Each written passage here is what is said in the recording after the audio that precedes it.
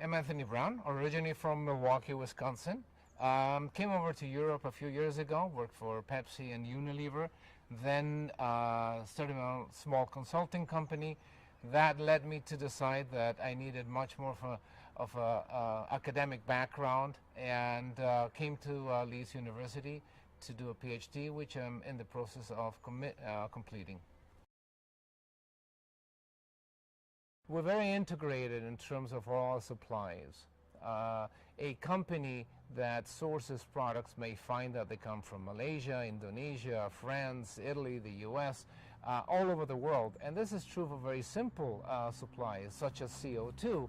CO2 is a byproduct of ammonia. There are plants in Europe, there are plants in the UK.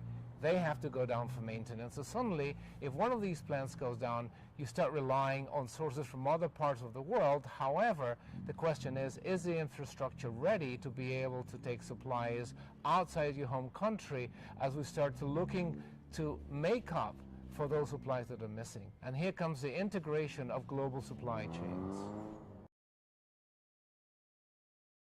Two industries that really use CO2 and an integral part of the taste and the feel of the product is beer and soft drinks. Every time you drink a fizzy drink, the little bubbles that you're drinking that give it that special kind of flavor and the mouthfeel that you're looking for is CO2. Now, when you leave a glass of fizzy drink out for a while and you put it to your mouth and you take a sip, you go, oh, it's gone flat. That's because the CO2 has already left the product, and suddenly it's not the same kind of feel that you expected to.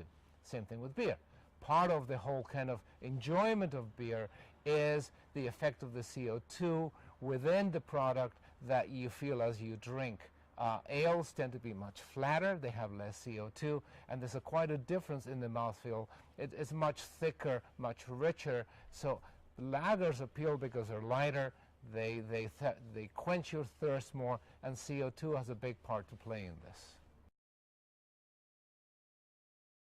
I'm sure that a soft drink producer could have a very low CO2 type product, but as soon as you opened it and went to drink it, you'd say, oh, I don't know, this doesn't taste very good, and you'd put it down, and you'd be put off by the product. You think something's wrong with it.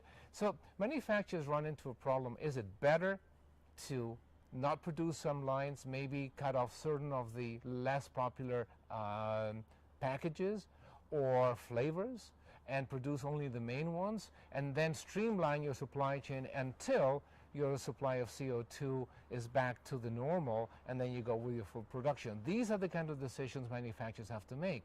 In the case of beer, for example, in very small breweries, they may just need to shut down for a while until they get supplies, because putting out a product that a consumer is just not going to be happy with may damage the brand to a point that they lose all the customer base.